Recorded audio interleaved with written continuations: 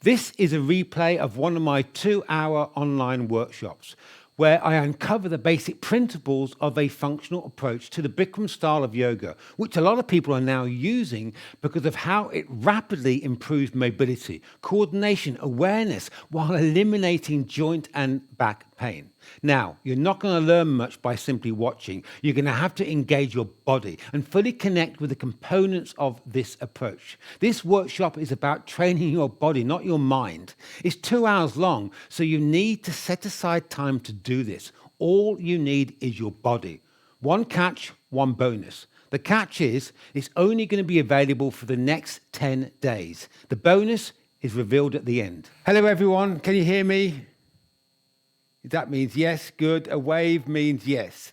Perfect, good. So this is very much a doing action workshop, but first I have to kind of do my spiel and then we'll get into the meat of it. I want to give you a little bit about the backstory of this functional approach to yoga, and particularly to the Bikram 26&2 series.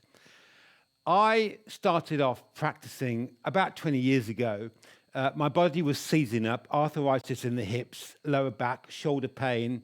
And initially, everything was really extremely good. And I just loved the feeling of stretching out tight muscles. And I loved it so much, I became a yoga teacher. And then me and my wife, we set up 2 central London yoga studios, and we had all over 80,000 members. And we had a monthly payroll of over 50 yoga teachers. And as one newspaper called it, it was the celebrity hotspot of London. I mean, everything was absolutely fantastic. You just could not be any better. But then, due to a kind of a rapid series of wake-up calls, I was forced to re-examine the whole construct of yoga. Firstly, we realized just how often yoga teachers end up with joint and back problems, needing regular visits to the osteopath or the chiropractor. And in one particular month, which was kind of the real wake-up call, we had one teacher needing an operation on her spine, another was an operation on the knee, and another was an operation on the shoulder. And then I woke up to the reality that I was in the same camp. I was practicing 3 to 4 times a week, and my body was seizing up with hip and joint pain. So, and basically, that's not what I signed up for. Why was yoga practice, my yoga practice, damaging my body? And I thought that yoga was supposed to heal, not make things worse. Looking deeper into this, this kind of problem actually plagues all styles of yoga, from Ashtanga to Iyengar to Yin. Bikram, it's not just Bikram, it's all styles. And I was talking to a world-renowned Harley Street osteopath about this, and he said that at least 20% of his work is all down to yoga-related injuries. I mean, that's a lot. And so what I did was I kind of dived headfirst into the emerging science in sports performance and longevity. And what I discovered in there completely changed the way I practice and teach yoga. And the results are absolutely astounding. I mean, now I'm in my 60s. I am far more mobile, agile, stronger, fitter, happier than I can ever remember. And all my students report far better improvement in mobility, strength, joint, spine health, and reduction in pain. That's one of the big things. And one of the things that really was a real pinnacle point that told me that this approach was really good for everyone was when I was talking to a lead royal ballet dancer because we get a lot of dancers in the studio, and he was practicing with us for 8 months, and he could do standing bow perfectly. I mean, the standing splits absolutely perfectly. So I asked him one day, why do you practice yoga? He said, well, I'm doing an awkward lift in one of these moves, and it's really damaging my shoulder, and it's concerning me because obviously if I got an injury, I'm out the game, and that's not good. So, and I'm trying to heal it. I said, is the yoga practice healing you? He said, well, not really, no. It's nice to stretch, but it doesn't heal it. So I told him about this approach, and being a dancer, because dancers are typically really good at yoga because they have the right body type. And he came back to me, well, after I showed him basically what I'm going to outline to you today, but he got it in a flash. He came back a week later and said, it's amazing, my shoulder pain is completely gone, completely. So that was my kind of wake-up call to say this approach does actually work for everyone. So there's the backstory. So now what is a functional approach? Well, if you want to take notes, this is the technical bit. It took me ages paraphrasing this section because it's quite kind of precise. A functional approach to yoga requires that you target your effort on opening out the entire body to the framework of the yoga posture, using more functional, dynamic use of breath, giving you the capacity to tap into your inner functional use of strength. Now, this is actually completely polar opposite to the standard construct of yoga, where we are to stretch the body into a yoga posture while trying to maintain a predefined set of parameters, which only truly benefits one body type. The nature of a functional approach allows all body types to discover its own unique, dynamic, expression of the posture without any negative compressive forces. A functional approach quickly and rapidly improves joint and spine health, developing a strong, agile, pain-free body, putting a stop to the typical range of yoga-related injuries which plagues all yoga styles. So basically everyone should be applying this. And when you apply this approach to Bikram yoga, you utterly transform the practice into a more dynamic, expressive process, improving mobility and eliminating joint and spine pain. Your Bikram yoga class remains the same, except now you will have the tools to forge a more effective inner dialogue. So you can kind of forget the big standards dialogue we hear, because you should be this is a level up from that. And this inner dialogue will target what benefits your individual, unique body.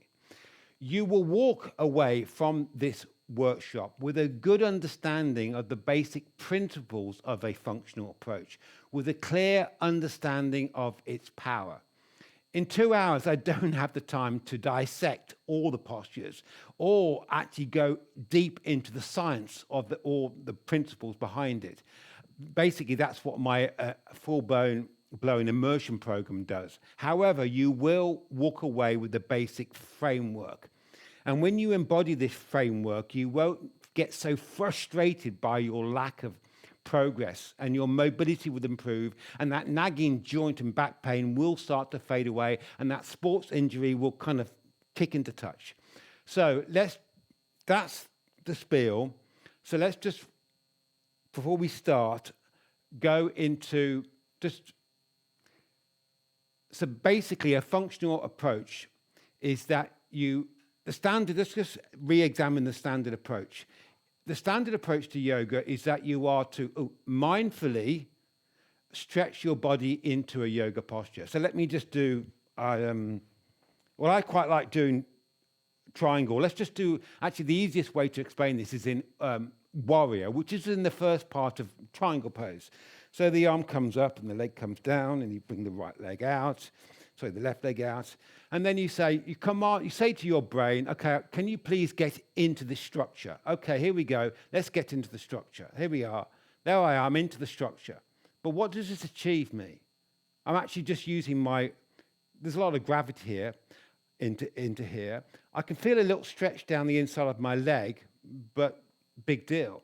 Is that it? Is that the only benefit? Because there's no other benefit. I'm compressing into my hip sockets.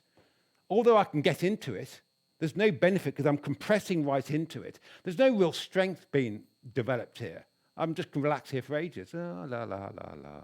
And I can windmill the arms and do all that lot. But it's not really, it doesn't get me anywhere. And the two big problems with that approach of getting in, first, there's a compressive force into the joint itself. And that compressive force is not good for the joint. Secondly, when I said, we are to mindfully stretch ourselves into postures, well, when a joint, don't have time to go for the whole science. This is more of a really hands-on doing. But your brain has got this kind of reptilian part of the brain that runs a little program that connects with all your senses in your body. And with those sensors, your brain has a capacity to move your body in a dynamic way. And if those sensors are shut off, it can't effectively move the body. And particularly when you age, you need those sensors alive. And when a joint is compressed in, you shut off that conversation. So you might think you're being aware, but half the information coming into your brain is gone because you're compressed in. Now, but conversely, when you open out to the posture, using more functional use of strength, now I don't ask the body to get into anything. I ask it to expand out. Now, that's a totally different conversation you're having with your body. So in this posture, bring the arm out. Okay, first drive the arms out the shoulder, and now drive the legs out of the hip socket. And if I just use all my inner strength pulling open, I can only get to about there. I can't come down. I can easily come down, but that's not the game. I've got to open out to the framework. I've got to stop getting into it. It's a completely different mind-body conversation. And again, I don't have time to go into all the real nitty-gritty science bits, but there is an awful lot to this. The primary principles are it requires more dynamic, functional use of strength. But to tap into that strength, you need to tap into your functional, dynamic use of breath. And that's the bit we're going to start with. Now, in pretty much all yoga styles, the breath seems to be, when I've kind of reanalyzed it, a little bit doesn't fit into the standard approach we use in sports. So in sports, I kind of use this phrase, a power move. If my car was in the ditch and I wanted to get the car out the ditch, I would take an inhale and I would exhale to push the car to get the thing moving. Now, why would I exhale? With the same thing with if I was going to kick a ball or throw a ball or get a baseball and I'm going to whack it, or tennis and the ball, it's exhale. You exhale on the power move. Why do you do that?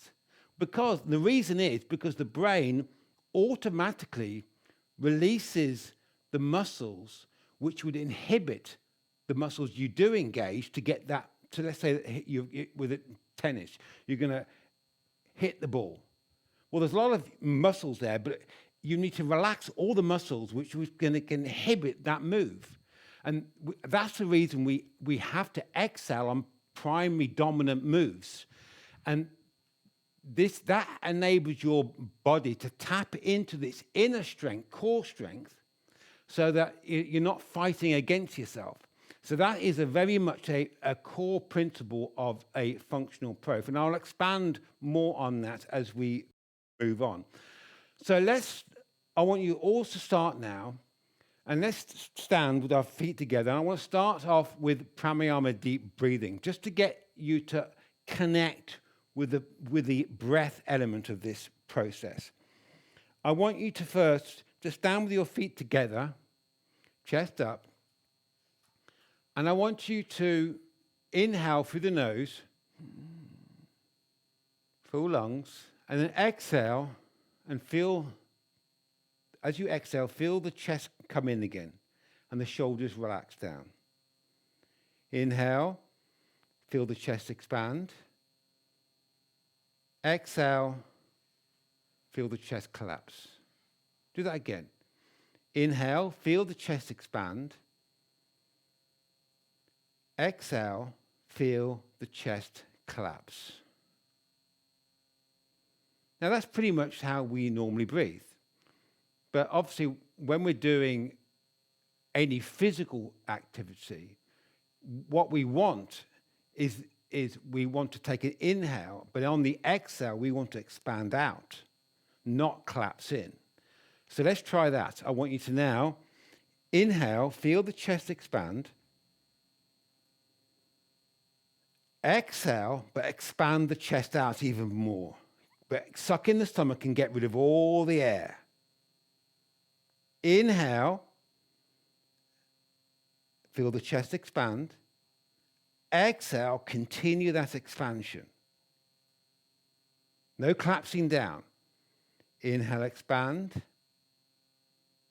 Exhale, expand. Inhale, expand. Exhale, expand. Just keep on doing that. Inhale, expand. Exhale, expand. Good. Okay, arms down. Shake it out. Just lose that sensation. Okay. So basically that's Pramiyama deep breathing, where we inhale, expand, and we exhale, expand. Inhale, expand. Exhale, expand. But obviously, with the Bikram series, he adds in the arms. And we add in basically a shoulder movement dynamics. So I want you now to, let's do the same principle. We're going to inhale, expand, exhale, expand, but we're going to do it with the standard Bikram arm movement power. But I don't want you to focus, I want you to not forget, and this is you do this, there is a lot of reprogramming here. I want you to only take the elbows up a little bit. And then when you exhale, I don't want you to get the elbows to touch, because typically we focus too much on where the elbows are going. Your mind's eye's on the elbows. Oh, they've got to go up high and they've got to touch, when you're not really focusing on the breath, because it's the breath is the key to setting up your yoga practice, not how high your elbows go or whether they touch. In fact, it's really just not important. So let's try this. Start, bring your feet together. I like to lengthen the arms down to drive up for pulling the spine open, to pre-open the spine, because you have to open the spine. Okay. Bring the arms up, interlace the fingers, knuckles to chin. Good. Okay. Inhale through the nose. Now, don't take the elbows up too much. Just feel the chest expand. That's about there. Okay. Exhale, mouth open. Exhale all the air, but continue observing the chest expand open. Good. And now inhale. Feel the chest expand. Exhale. Expand the chest open. Inhale. Expand. Exhale.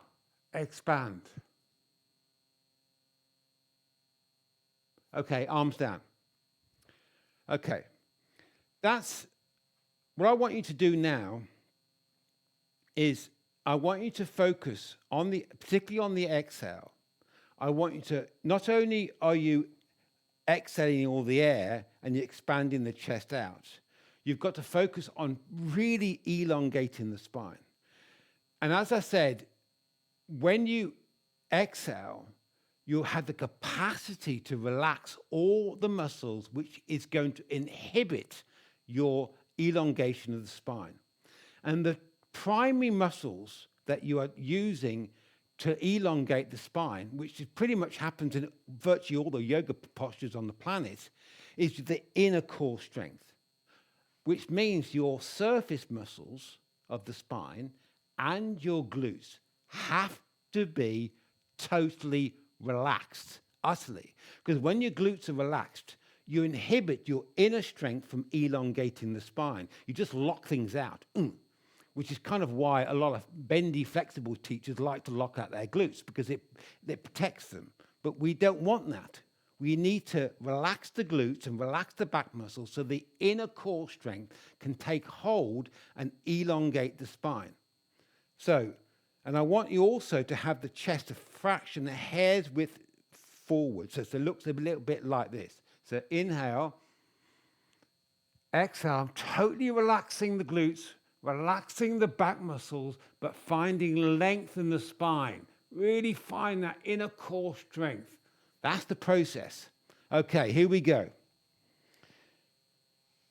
Drive the arms down, pre-lengthen the spine, arms up, interlace fingers, release index. Sorry, just interlace the fingers. Okay, and inhale through the nose. Feel the chest expand. Exhale and head back, but really relax everything and find the length in the spine. Really pull the spine open. Inhale. Again, do not worry about the elbows touch. Chest is slightly forward. Exhale. Again, do not have the conversation about the elbows touching. Just not important. It's the chest and the spine you need to lengthen. Inhale. Yes. Find the length. Find the expansion. Exhale. Again, open out that chest and really pull and lengthen the spine open. Chest up. Open out, open out, open out. Good. Last one. Inhale.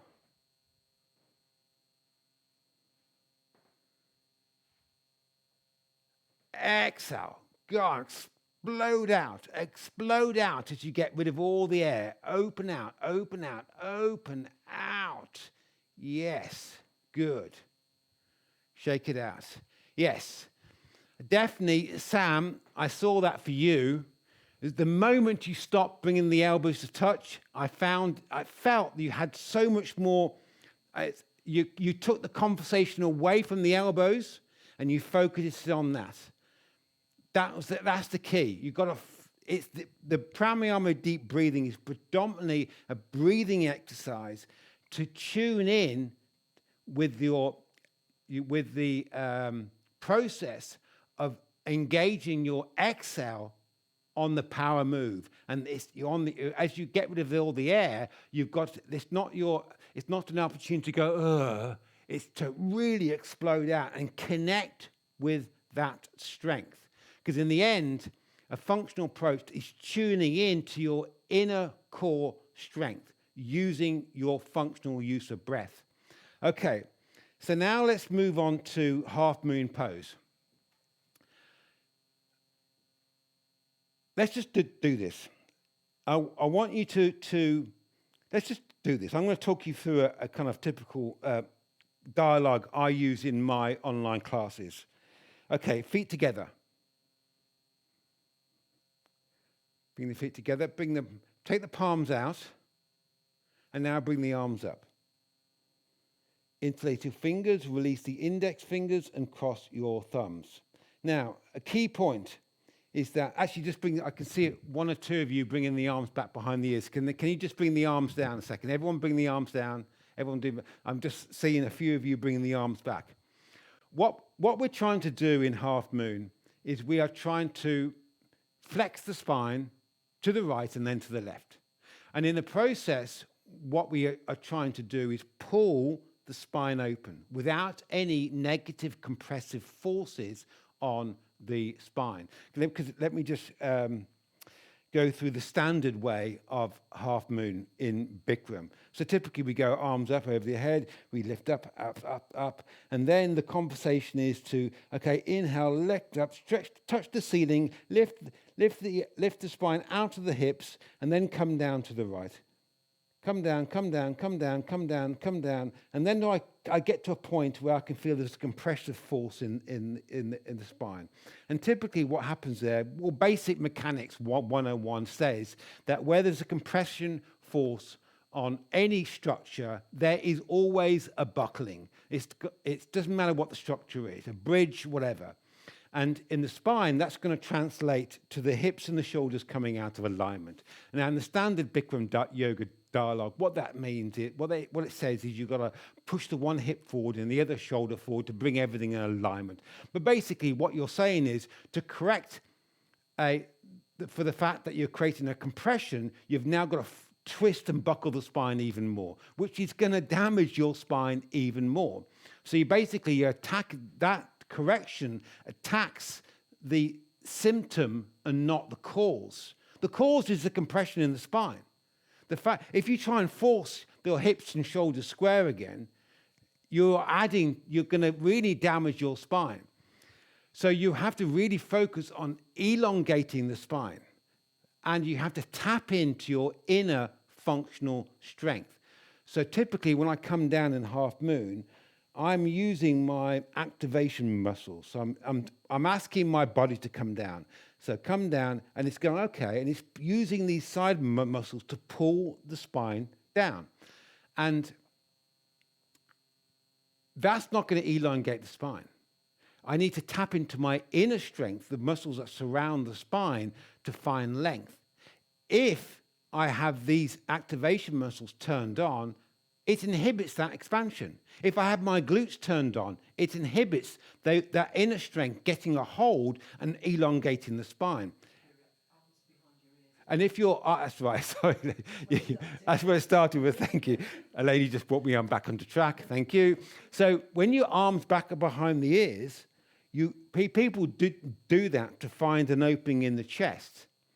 And what you do is you activate your upper back muscles, but that blocks the whole kind of your inner strength from pulling the spine open. It can't get a hold because you're bringing the arm back behind the ears. I mean, for me, my arms are slightly in front of my ears because I have to have all my back muscles and my glutes utterly relaxed so that my inner core strength can take hold. And that's why we have to use, that's when we use the breath on the exhale to relax all those activation muscles. Okay, so now let's come back to half moon and let's do this. Okay, feet together, everyone, good. Bring the palms out till you rotate the shoulders out and bring the arms up. Interlace fingers, release index, cross thumbs. Okay. Now, I want you to just wiggle the hips and just loosen up the hip and that lower spine relationship between the two. Just loosen it up. Good. Okay, now stop in the middle. Okay, I want you now to totally relax your glutes and relax all your back muscles.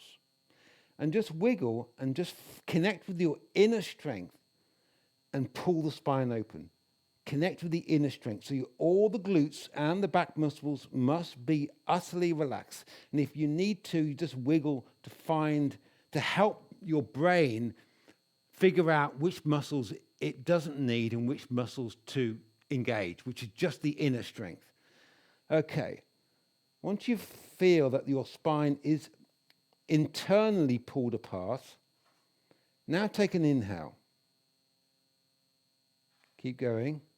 And now on an exhale, lengthen for your crown and come up and out to the right. And stop purely at the 1 o'clock point. Do not come down more than the 1 o'clock point. And hold it there. And inhale and feel the chest expand. And then exhale, drive for the crown, pulling the spine open. Again, you're disconnecting all your outer surface muscles and your glutes. You're finding length. And I want you to imagine that to your left is a giant magnet. And it's pulling you to the left. But you can't come down more than the 1 o'clock point. It's purely about finding space in the spine, pulling all the joints open. Pulling open, tuning in. Okay, come back up. Bring the arms down.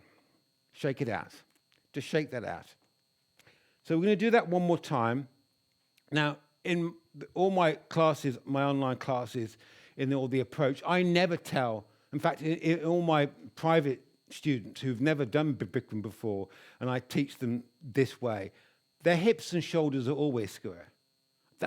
They've never heard of the correction of one hip forward, the other shoulder forward to bring them all in one line, because there's no reason for the hips and shoulders to come out of alignment, because they never reach a point of compression ever, because they're purely about elongating the spine, connecting with their functional strength. Because in spine health, for proper spine health, it's your internal core stabilization strength, which is what you're doing when you target your inner strength. That's what's going to give you a agile, mobile spine. That's the key. That's the magic of it. That's what you need. So let's do that again. We'll this time come down to the left. But to help you connect with the process of which muscles to relax, more importantly, we're going to close our eyes. Because one of my favorite quotes is a Bruce Lee quote. And as he says, it's not about the daily increase. It's about the daily decrease, hacking the way at the unessential. Meaning, once you've got the basics in place, the rest is always about disconnecting from what you don't need, disconnecting from what you don't need. That's where the magic is. And closing your eyes has helped you connect with that. Okay, bring your feet together. Palms out, arms up. Interlace your fingers, release the index fingers. Take the inhale. You might want to wiggle the hips a bit and just find where all the joints are relaxed open, the bum is relaxed, the back muscles are relaxed, everything is relaxed, but the spine is fully pulled open. Okay. And also look, I'll do that, explain that in a bit.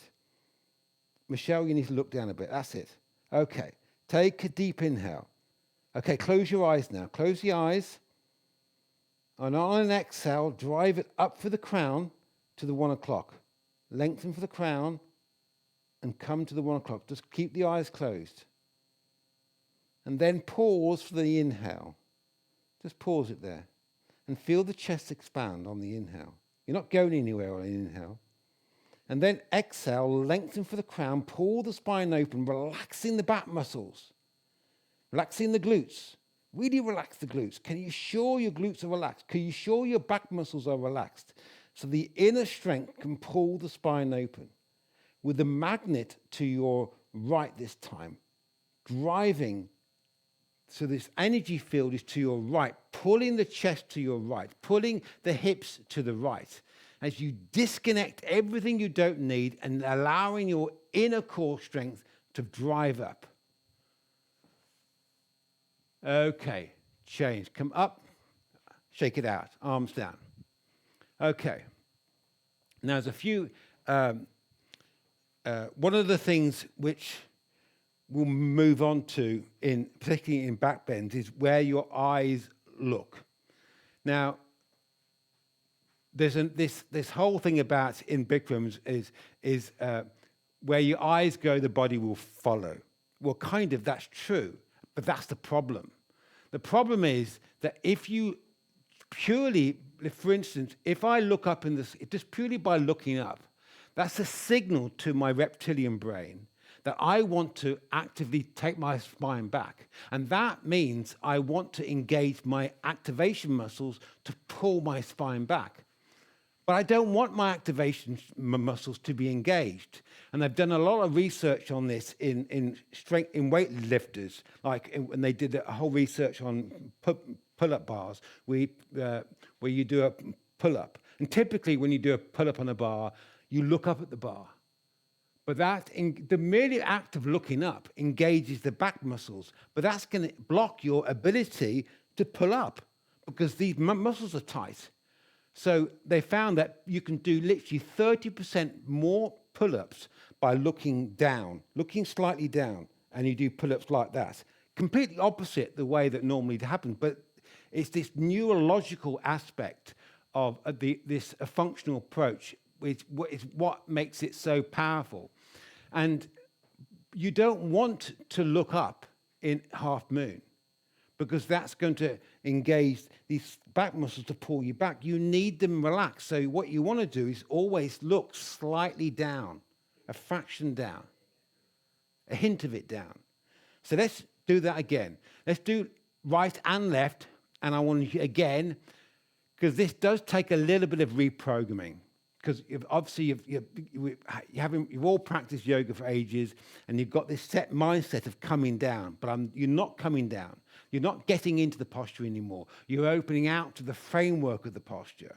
And that's a different conversation you're having with your body. And it does take a bit of reprogramming. Okay, let's do that again. Feet together. Palms out. Arms up. Interlace fingers. Release index fingers, cross your thumbs. Get the arms in front of the ears and ensure your upper back muscles are totally relaxed. Ensure your lower spine is totally relaxed. Ensure your glutes are totally relaxed. All those activation muscles must be relaxed. Okay, take the inhale. Look slightly down. Feel the chest expand. Close your eyes now. Close the eyes. Full lung. Once the lungs are full, I want you to, on an exhale, totally relax all your back muscles, all the glutes, and pull the spine open as you come up and out to the right. Pull all the spine open with the relaxed glutes and back muscles, and hold it at the 1 o'clock point. You keep your eyes closed still. Then when you inhale, just observe how the chest is expanding out. Just observe the expansion. And then exhale and drive the chest and the hip with that magnet. Imagine there's that giant magnet to your left, pulling you to the left, driving it up. But there's still the expansion. There's still that elongation of the spine. Good. Take another inhale. And then exhale, drive it up to the crown. Maybe you can even feel your legs coming out of your hip sockets. The legs coming out the hip socket. Can you feel your legs coming out the hip sockets? Can you feel the arms coming out the shoulder socket? Can you feel the wrists opening? You literally, every single joint in your body should be opening outwards. Change. Come back up. Okay. Bring the arms down a second. Just want to get one thing I probably haven't fully explained is this magnet. I kind of like to see there's always kind of two primary dominant lines of energy, let's say, or where your mind's eye is. And in half moon, it's through the crown of the head. And the other one is a kind of giant magnet to your side, or energy field. You can think of anything you want. A fluffy cloud, but it has to be a pretty powerful fluffy cloud. And it's just driving your chest and the hips to the side as you also elongate the spine. So it really is a inhale, exhale, lengthen, it's coming the other way, lengthen for the crown of the head, and that giant magnet is pulling me to the side. That's the energy. And just stop at the 1 o'clock point on the exhale. So let's do that one more time on coming down to the left. Feet together, palms out, arms up. Interlace fingers. Relax those back muscles. Relax them all. Take the inhale. Full lungs. Exhale. Close the eyes. Drive through the crown. Pull the spine open. Relax everything. With the magnet pulling the hip to the side, to the chest to the side. Pause. Feel the chest expand. Exhale, totally relax. If you feel there's a pinching, you might want to wiggle the hip a bit to make sure that everything is fully opened and relaxed. 3, 2, and 1. Change. Good. Shake it out. Good. So one of the key also, another big principle of this functional approach is the need to wiggle and play. To think that you can just go boom into a posture and that's it. That's maybe not right for you. There may be a slight pinching for you. That structure may not be right for your for you because your bone structure may not be suited. So you probably go, inhale, oh, actually I need to wiggle. Oh, there, that's slightly more. It could just be that your hip needs to come slightly forward more, just a fraction. And instantly you'll feel there's a release because that's the structure which is right for your bone type. Let me just get my clock's not up. Need to get my clock up. See where we are. Okay, so I want to now actually just quickly jump into, what's the next posture now I was going to do? I want to just really take to hone down this whole, how we tap into our functional use of strength using functional breath. I really want to ram this one home. And where this is, I think, second to half moon is best explained is in Cobra. So I'm going to just show you Cobra. Let me switch cameras. Should we switch cameras? Yeah, we should go to cameras. And again, this is to do with breath. It's all to do with breath.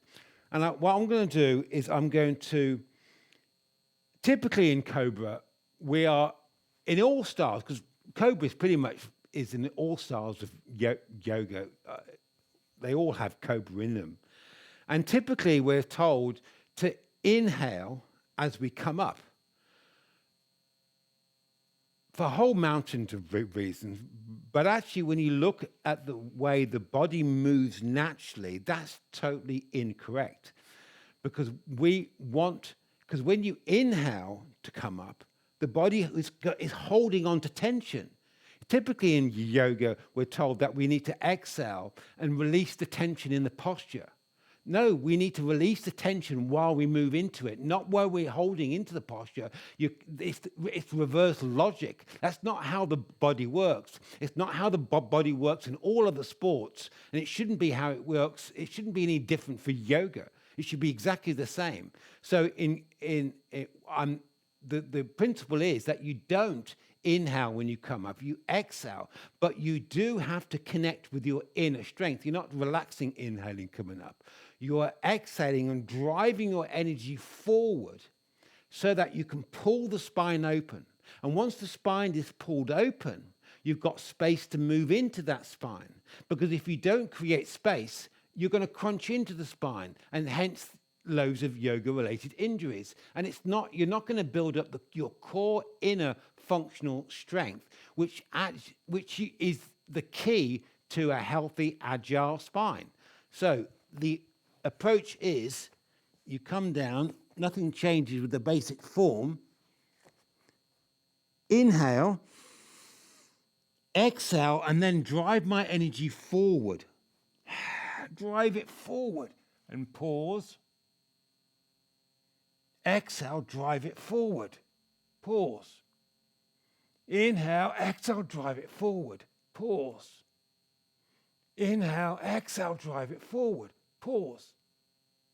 I mean, that is pure, utter strength driving it forward. And the other thing is, you don't want to look up. Because if you look up, you're going to engage those back muscles, and they are going to block your ability for your inner strength to take hold, to pull the spine open. So don't look up, because that's not going to work in your favor. You're just going to activate those activation muscles, which you don't want. So everybody get on your mat. You might need to point your camera down so I can see you slightly. Lie down. I don't want you to look up. Don't look up. But also, look, you all know this posture well. Your bodies know this posture well. You don't need to command your body to come up. So don't worry about coming up. Just drive the energy forward. In fact, I want you to all close your eyes. All close the eyes. All close the eyes. Everyone down. Look down. Okay. Now, I want you to take a 6-second inhale. Go. 6, 5, 4, 3, 2, 1. And now exhale and drive your whole energy forward. Chest forward. Drive it forward. And then once you've got rid of all the air, pause. Pause wherever you are. Do not move anymore. Just observe the chest expand. And now exhale and drive the whole energy forward, chest forward, pull that spine open, and then come up again and hold it for another inhale. Good. Hold it there. Another deep inhale, feel the chest expand, and exhale, go again. Drive it forward, pull the spine forward. Good. Keep going. 3, 2, and 1. Change. Lovely. Good. Okay. Now, normally that posture, I don't know what you think about that posture when you do that in class, but it's about about 20 seconds long maximum. That was there. You did that for 45 seconds, and not one of you struggled. Not one of you waved up and down. Typically, you've got this rocking action that people do. They rock back and forth. And the reason they rock back and forth is because they are exhaling on a hold. When you need to hold purely on an inhale. Christine's got a question. Yes? Yes.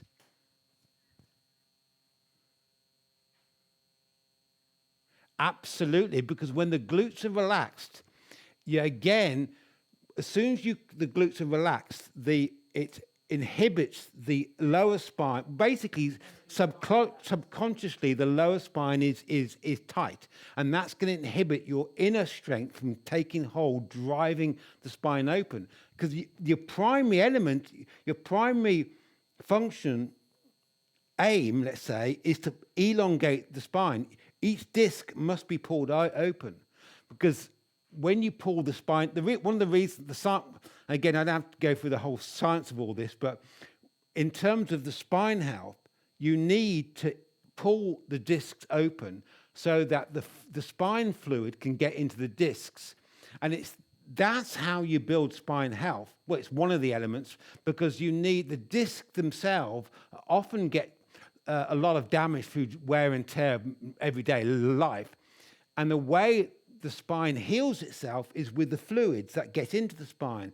And that purely only operates when the discs are open, because it works by surface area. So once you can increase surface area, more fluids can get into the spine, into the disc, and the disc then heals themselves. I mean, not only that, you increase proprioception, because you've got fascia that goes around the spine. And there's so much more. There's about, I forget, it's about 20% more proprioception in the fascia than anywhere else. So, and that's awareness, by the way. You know, proprioception is the sensors in the body that the brain reads is awareness. So when you pull the spine open, you're basically increasing awareness. And so not only are you improving the health of your discs, you're creating space so there's no negative compressive forces in the spine. It's those negative forces which are the root cause of nearly all major yoga-related injuries. Actually, in all sports, actually. Doesn't matter whether you're golf, tennis, it's all injuries boil down to a style which creates compressive forces on the joints. And you have to eliminate those. And basically, this functional approach does. So, yes, the glutes have to be relaxed. Because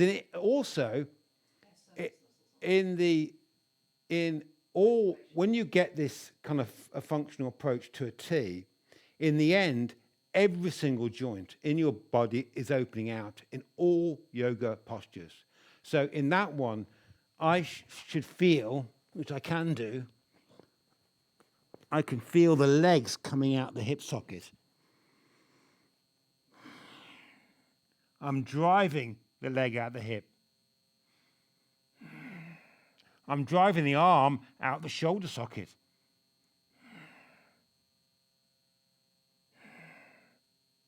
In fact, let's do this. Let's do Cobra and shift your mind to a different place, deliberately. Let's do Cobra, and I want you to, we're going to inhale, do exactly the same thing. I want you to let's do it. Let me do it. Okay, I'll walk you through it. I'm going to shift your focus. Okay, hands palm flat on the floor. Good. Look down. Good. Always look down.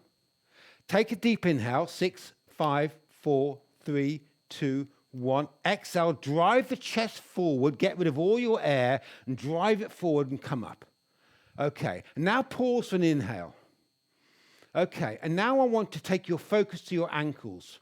Open the ankles. Now exhale. Drive the chest forward and open your ankles as you come up. Good. Take another inhale for pause. And now exhale, drive the chest forward and open the legs out of your hip sockets. Good. Take another inhale, feel the chest expand. Don't go anywhere on inhale. And now exhale and drive the arms out of the shoulder socket. So you're driving the elbows back. Good. Open every single joint out to this framework. Keep the glutes relaxed. 3, 2, and 1. Change. Good. Christina, did that answer your question or did it not? Yes, it did. Okay, good. Perfect. So basically, every single joint in your body, in the end, this does take a bit of reprogramming. I mean, it really does. But in the end, every single yoga posture, you are opening out every single joint in your body. And you start with the primary joint. So obviously in Half Moon, the primary one is the spine opening up. And in Cobra there, the primary element is pulling the spine open and elongating the spine. And then you work on the other joints. And it is a process of learning how to open out the whole body. And that's how you build your functional use of strength. What's the next one I was going to do? Full locust just to ram it home. Yes, do full locust. To ram this home, let's do full as we're on the floor. So, flying time, arms out. Arms out. Again, just look down. And I want you all to close your eyes again. Eyes are closed. You know, feet together.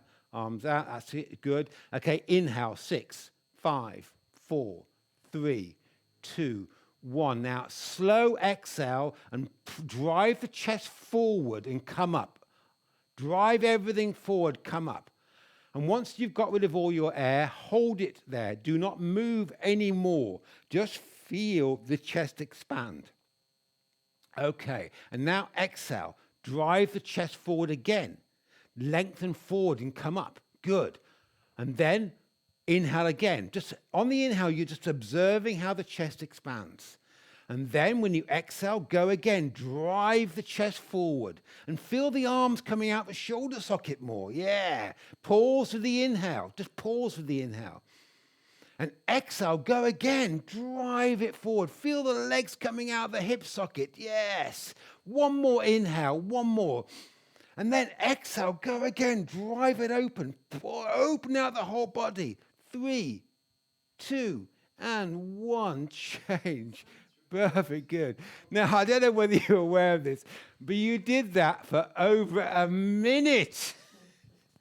And Winnie, you were on fire. Sam, you were literally on fire. Literally, you were like, yes, yes. It literally, you really were. And you had no problem with that. Michelle, I couldn't quite see you, but I'm sure you were on fire too. Yeah. But it was like, typically when you inhale, you come up. I mean, how many times do you struggle in that posture? But none of you struggled there. None of you did. And you were so powerful. You were like, boom. And the body was engaged. And when the body is happily engaged, it can do phenomenal feats. Phenomenal. And the thing is, it was happy there. That's the key. Because you were breathing correctly, you were exhaling on the move and pausing on the inhale. What's the next posture I was going to do? You're going to do a half moon back bend. So let's stand up again. I'm going to go back now. I wanted to really ram home the way we use the breath here. That was the purpose of doing go on the floor. So now let's. That's true. Anyone got any back issues here? Any back issues? No. Nope. What's Sam? Sam will have to. Sam, you got back issues? What is it? Unmute. Yes?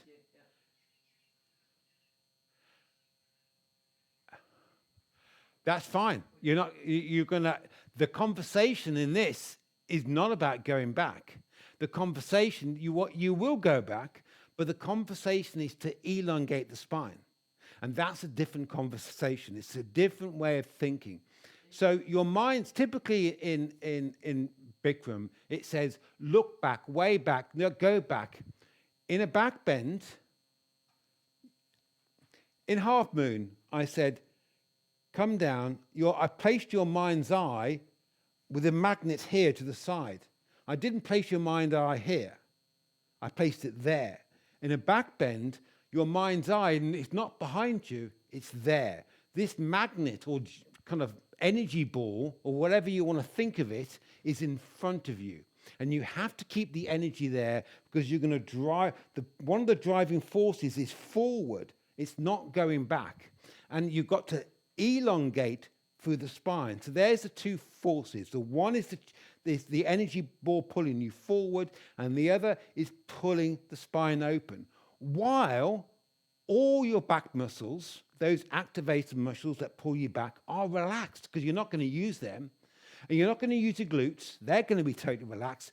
You're just tuning into the inner strength to pull the spine open. Elongate it. That's it. With the energy ball in front. Okay. So let's do this. Everyone stand up. Face to the side of the camera, please. Side view. Okay. So I want you to start off with your weight slightly forward off the heels. I want the weight slightly off the heels. That's it. Perfect. Keep the weight off the heels. Now, palms out, arms up, interlace fingers, release index fingers, cross your thumbs. Keep that weight forward, chest forward. Okay, now relax everything. Totally lengthen for the crown, lengthen everything up, but relax all your back muscles and your glutes and tune into your inner core strength. Inner core, and pull the spine open with everything relaxed. Good. Now, take a deep inhale. 6, 5, 4, 3, 2, 1. And on an exhale, drive your chest forward. Just drive the chest forward and lengthen for the crown, pulling the spine open. And then when you've got rid of all your air, you pause. You don't move anywhere on an inhale. And then on another exhale, lengthen for the crown, pull from that lower lumbar with all the back muscles relaxed. You're not going back. You're looking forward, driving it up, pulling the spine open. Each spine is pulling open. Take your time. Just pause with the inhale, drive, pull the spine open on the exhale. Okay, change, come up. Perfect. Okay. Shake it out. Shake it out. Sam, how was that for you? That was good. Perfect. Okay. Let's do that again. Michelle, eyes forward. Don't look back. Eyes forward. Okay? This time we're going to do that again. Yes, eyes forward. This time, we are going to do it with your eyes closed. And I really want, when you've got your eyes closed, you've enhanced your body's connection with what your body's doing internally. You don't? Okay. Start off. Feet together. Palms out. Get the chest slightly forward. Get the chest slightly forward. Okay. Palms down. Arms up. Interlace fingers, release index, cross thumbs. Relax everything. Can you relax those glutes? Relax the glutes, relax the back muscles. Close your eyes. Yes, Michelle. Michelle, that was a good wiggle. That's what you should be doing every single time. Okay. Take a deep inhale. Relax everything. Keep the eyes closed. And on that exhale, pull the spine open with a magnet in front of you. Keep your mind's eye in front. And elongate that spine. Magnet driving forward. Drive the hips forward. Drive the chest forward.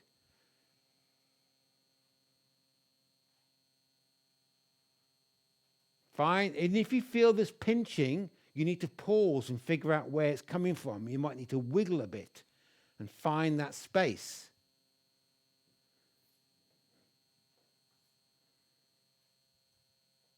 Drive the chest forward.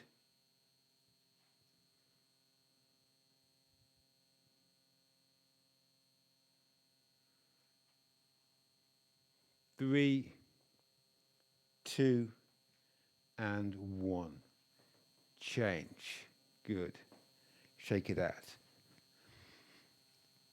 Michelle, that was really good. And I'll tell you why it's really good. Because you were doing this. This is what you did. This is what Michelle did. She went like this, arms up. And she went, ah. And the body, that wiggle and play is a fundamental part of all yoga. You should be wiggling and playing every single time. It helps the body discover what is best for it. And she went, oh, there, that's it. Oh, no, hang on. Oh, that's it. Oh, that's it. She kept on wiggling, playing all the way through it. And the body discovered, yes, wiggle and play, it's the tool of yoga. We kind of don't use it enough. We think we're just going to go, that's it, this is.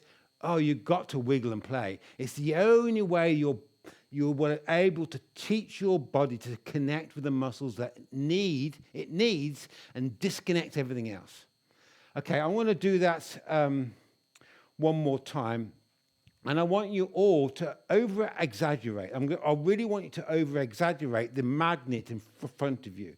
And I want you to drive the throat forward first and the chest forward. Get that throat forward. Just exaggerate this move. So it's like this. Inhale. Exhale, drive the chest forward, drive it forward, lengthen for the crown, drive it forward, lengthen for the crown, drive it forward, lengthen for the crown, drive it forward, lengthen. The heels are off the floor. My heels are off the floor. My heels, but the spine is elongating. Heels are forward, drive it forward, lengthen spine, relax all those back muscles, relax the glutes. Keep going. Do that. Okay, here we go. Arms up, palms together, interlace fingers, release index fingers. Take the inhale, feel, lengthen the spine. And then on the exhale, drive the chest forward. Drive the throat forward. Throat. Okay, really exaggerate that throat going forward and pull the spine open. Really forward.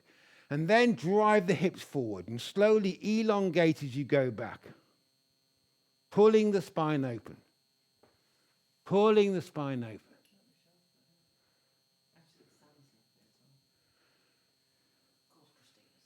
Remember, Michelle, look forward, that's it. Now, tune into your lower spine as you look forward and find the expansion. Create the expansion. Create it. 3, 2, 1. Change. Good. Any questions there? Sam, how do you feel that? How did you... Let me just... Yeah, so I can...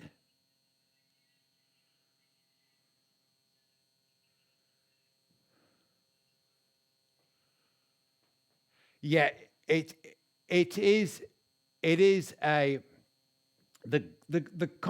See, unfortunately, I understand why teachers say engage their glutes, because it's basically, if you're really flexible and you can go back, you need to engage your glutes to provide some form of stability. Imagine you're really floppy and you can just flop all the way back easily.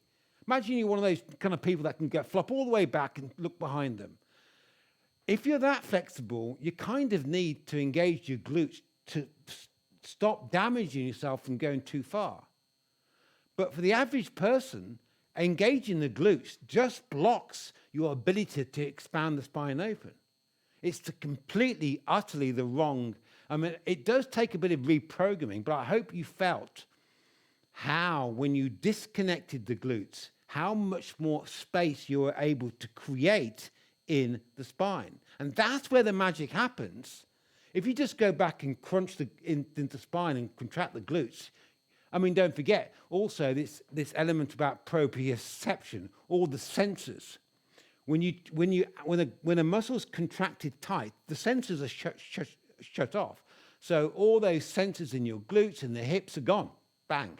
So awareness is gone. So you're unaware of kind of what damage you are doing to your spine. As soon as you open out to structure, awareness just floods into the brain. Okay, what was the next one I was going to do? You're going to go into the squats, so awkward and equal, but do the walls. Okay, let's do squats. So that's basically, you've got hopefully the structure of it. Basically that you are to move purely on an exhale and never move on an inhale. An inhale is purely a pause. You pause wherever you are on an inhale. That's your pause button. And you only move on an exhale. Because the body automatically helps you relax all the muscles which are going to inhibit your core strength, your core functional strength from taking hold. That's the reason for that. Okay, so now that's the core principle of the breath done. So now let's move on to some more biomechanical stuff. And I'll start with awkward. And in awkward, the standard approach in awkward, I'm going to just do the first part of awkward first. Is feet together. I'm going to demonstrate it first. Is feet together, arms up, stretch the arms out, sit down, bush. Straight spine. I think the dialogue says straight spine to begin with, bush. Then arch up. Well, that's utterly wrong because I'm arching up. I'm lifting up the chest, arching the spine, and that will crunch into the spine because it's not opened. You should never, when you move the body, the joints have to be opened. So when you come down like this, I will crunch into the spine. Basically, that's a basic squat move. It's a basic squat move.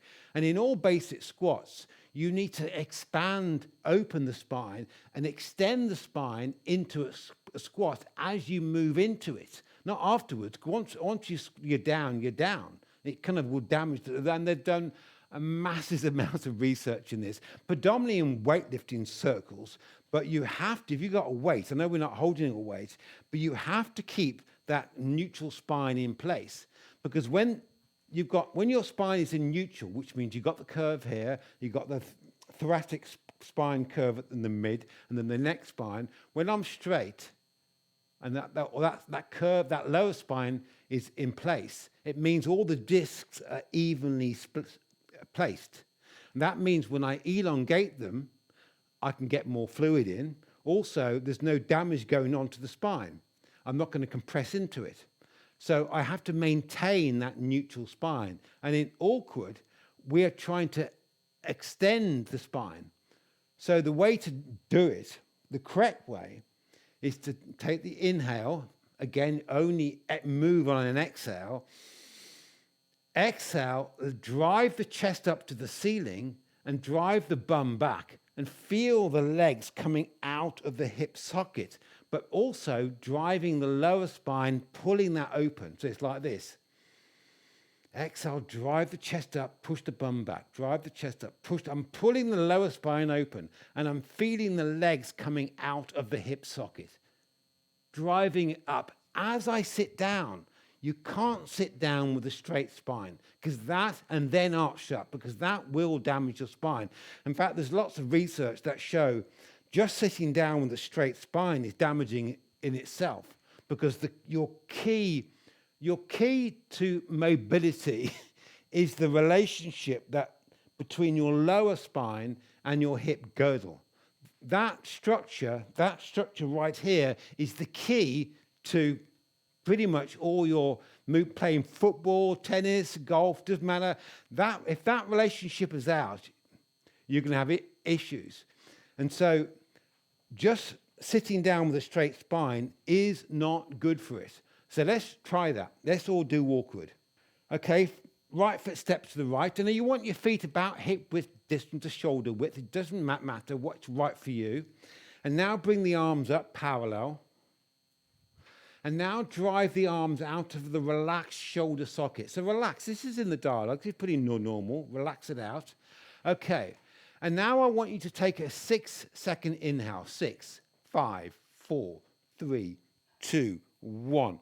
And now on the exhale, drive your chest up to the ceiling and push your bum back, feeling the lower spine arch open.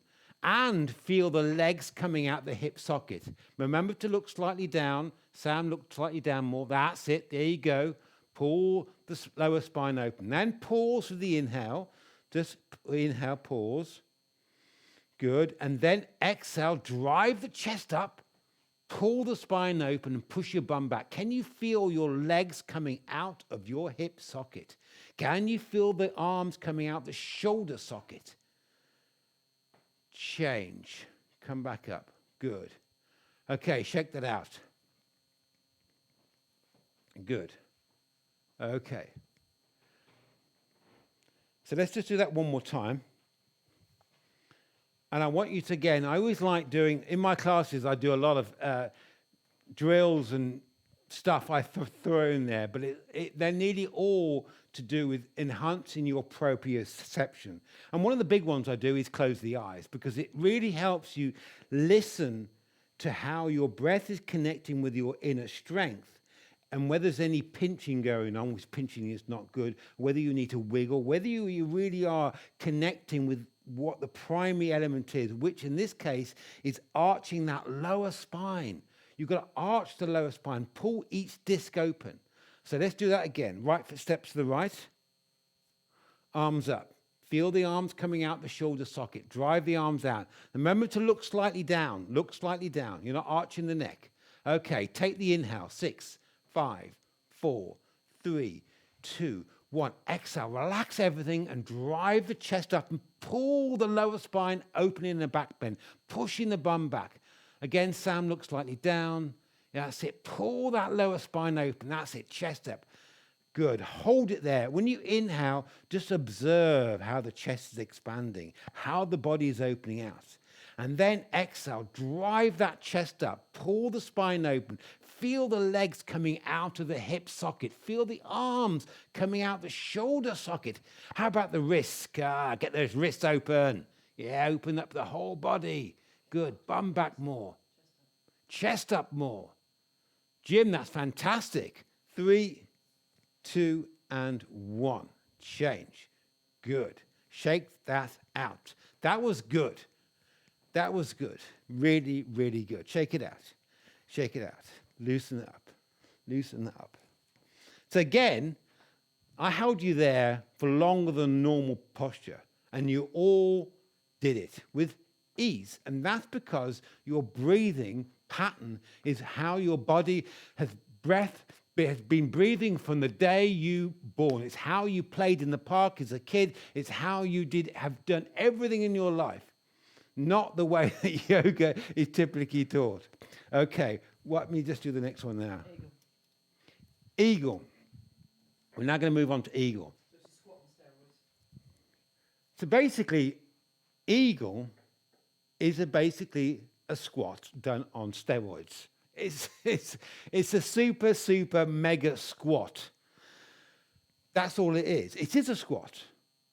So you are interlacing the arms and you're squatting down, same thing, squatting down, and then you get the one leg over the other leg, and then once you've got it there, you're expanding out to the squat. And again, one thing, just to remind you what a functional approach is. You are to expand your body out to the framework of the posture.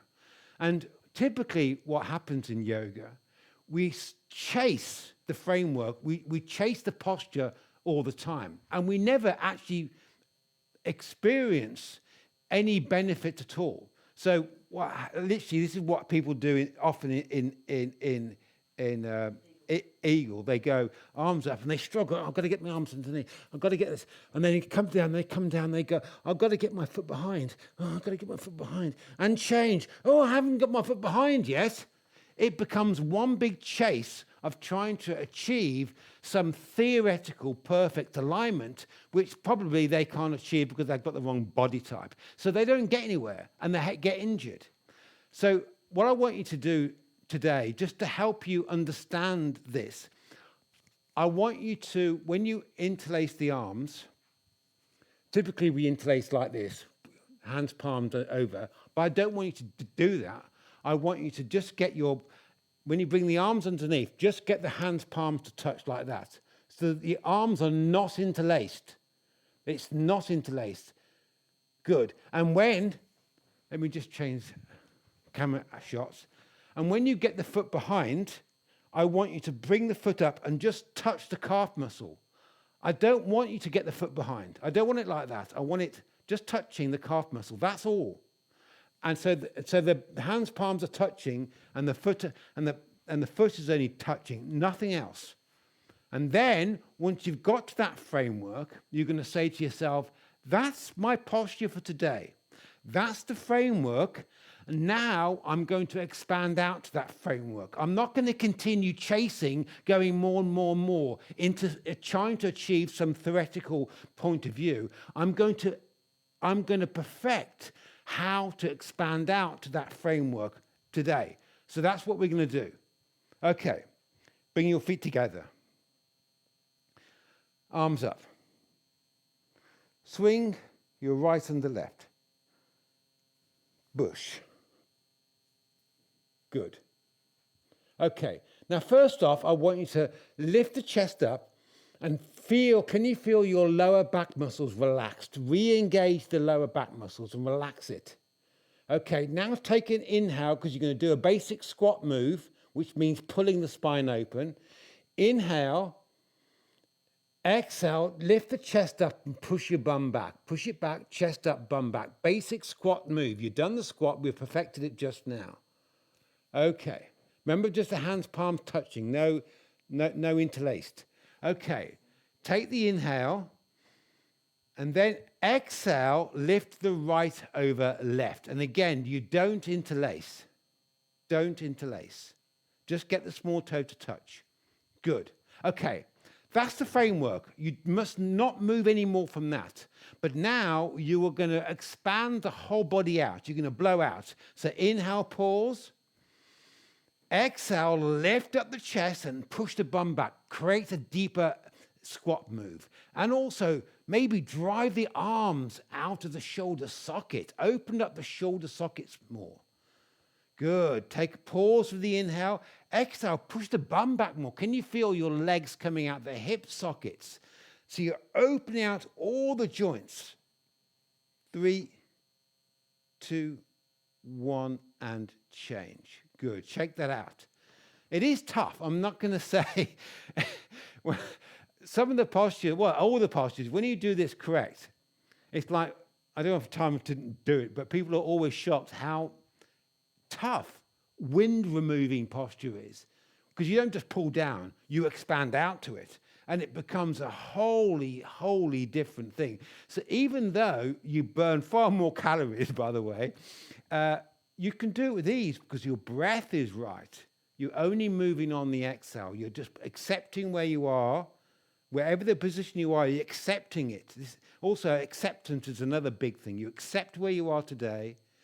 You pause for the inhale, and then you exhale and you expand out. You explode out. So let's do that one more time. Let's do the other side. Okay, feet together.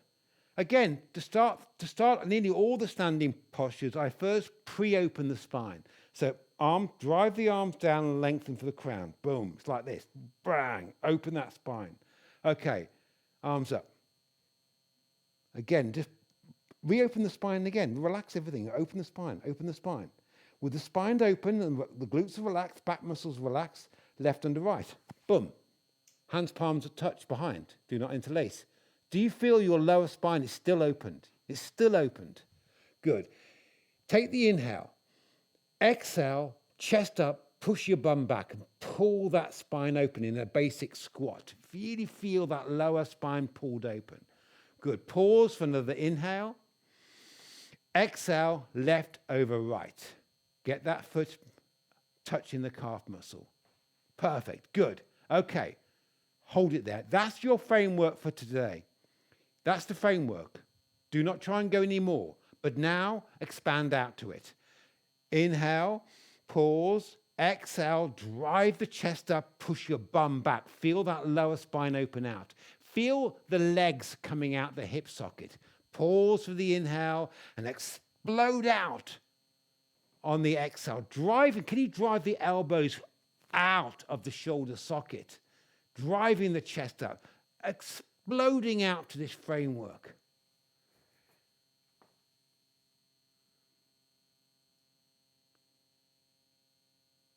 Three, 2, and 1.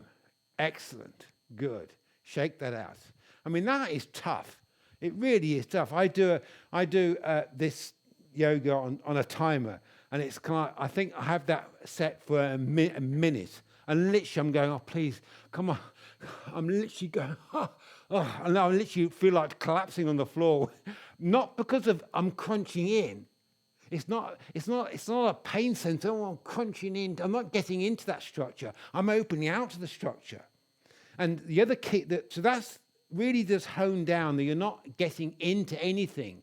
You're opening out to postures. And that requires far more functional use of strength. And it's how the joints heal. But because you're breathing correctly, it's a walk in the park. It really is.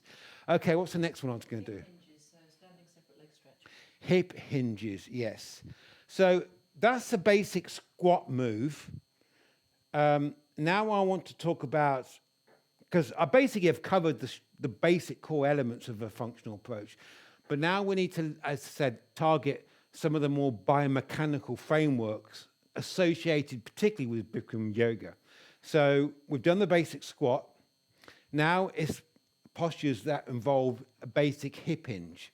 And the standard one is the standing separate leg stretching. Now in this one, is the one where you come down like that. Now, typically, the mindset is that we are to get our forehead to the floor.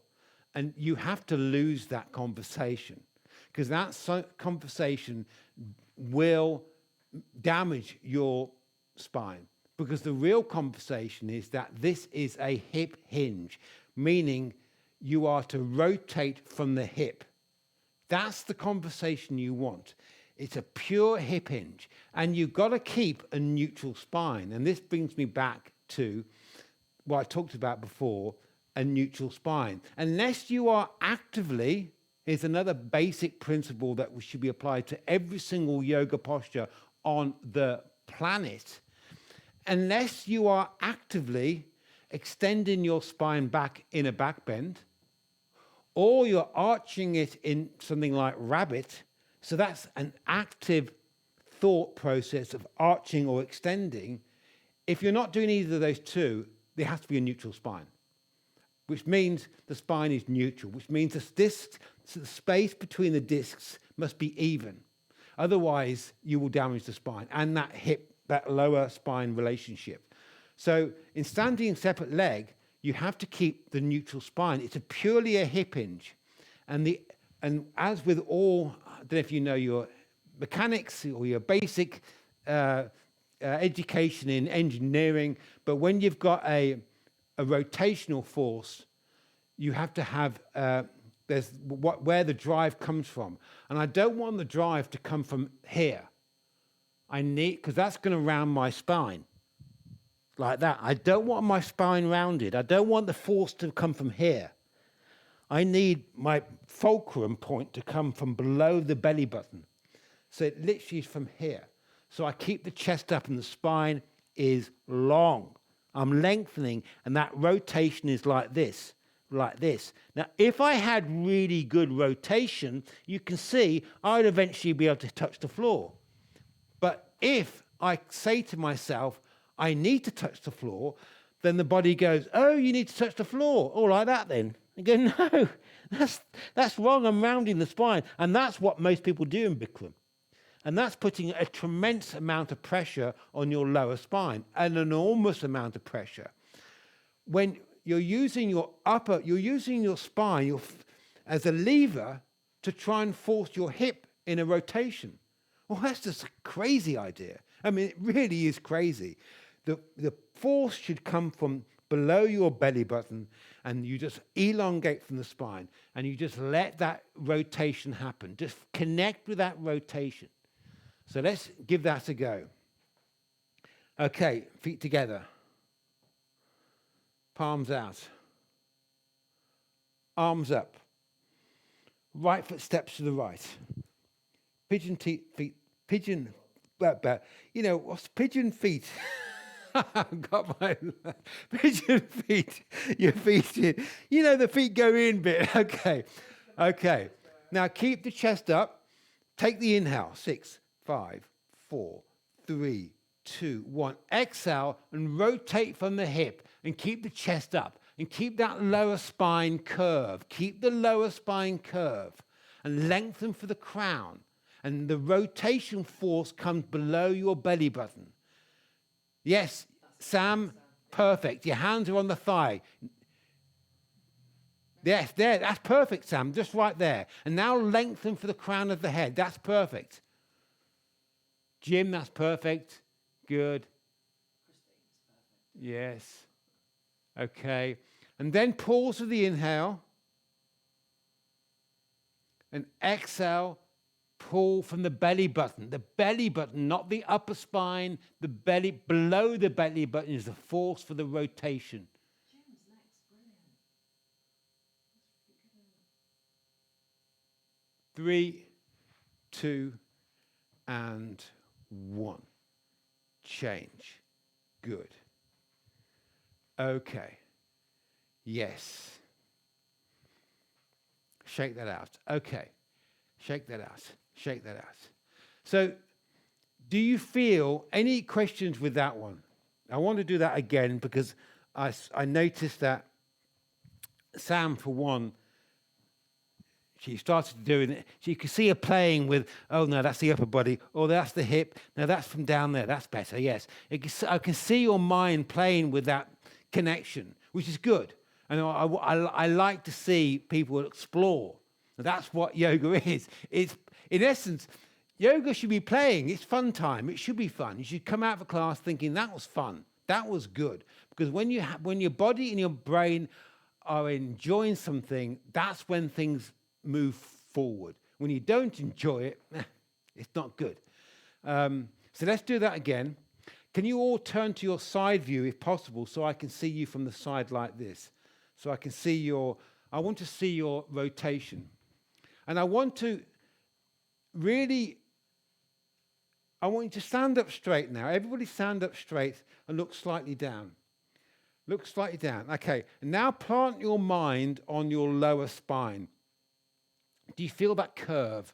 I want you to keep in mind's eye, that curve. You must keep that curve. So you're not rounding it. You must keep that curve in the spine. Okay. Arms up. Right foot out. Good. Arms down. Okay, keep your mind on. You want to keep that lordosis, that curve in your spine. Take the inhale. 6, 5, 4, 3, 2, 1. And rotate from the hips on the exhale, keeping the chest up to keep the curve in that spine. And the rotational force purely comes from below your belly button. And when you feel you're at your maximum, you just pause it. You just hold it there. That's fine. That's it for Rob. He's good. Rob, that's fantastic. That really is. That's going to get your rotation. Good. And when you need to, just pause it there for a moment. Take an inhale. Just rest your hands on the legs. Rest the hands on the legs, Sam. That's it. Pause for the inhale. And then on the exhale, keep the chest up, but just drive it through the belly button. Yeah, there you go. That's it. You have it. You have it. You have it. You have it. Yeah, it's a pure hip rotation. Yes.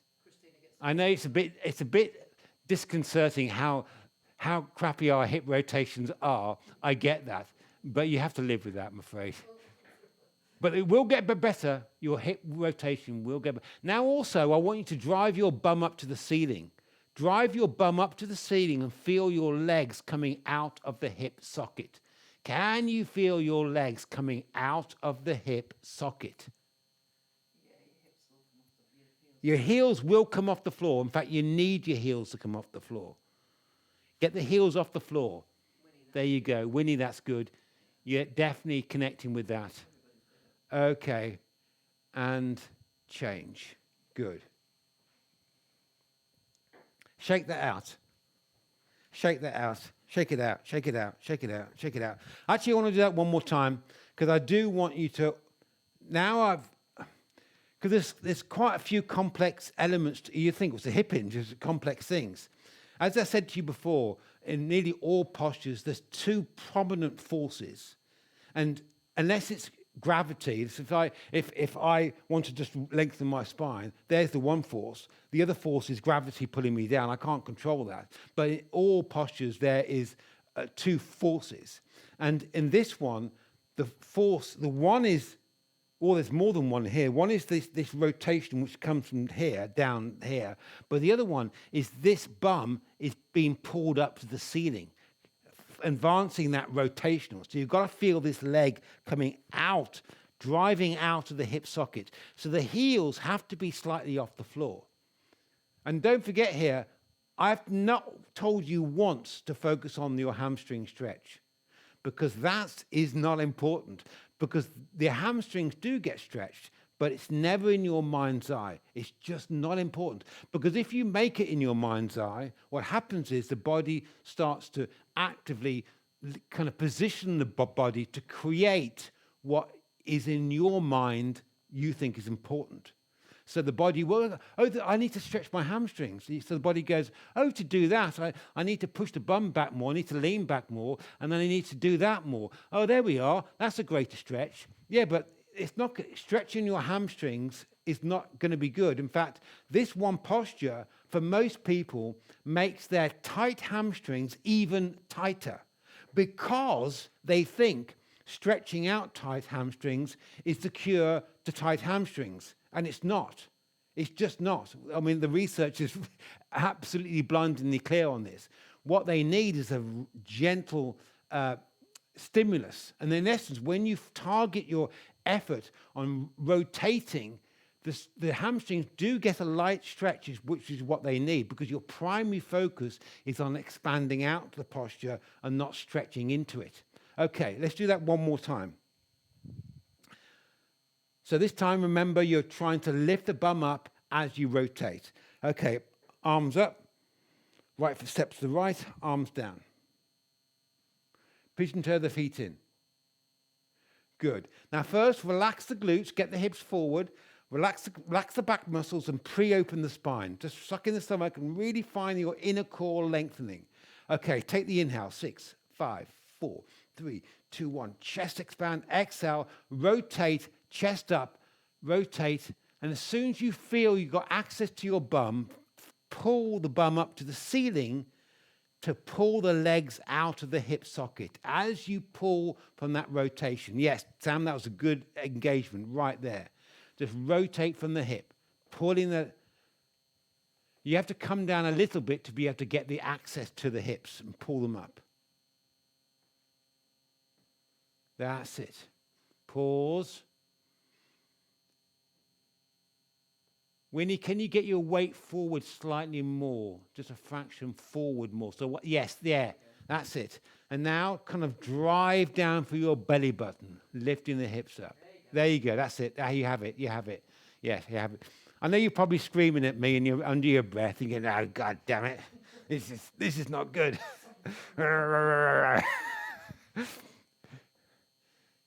Yes. 3, 2, and 1. Good. Yes. Shake it out. That, your hip rotation is important for lots of things in life.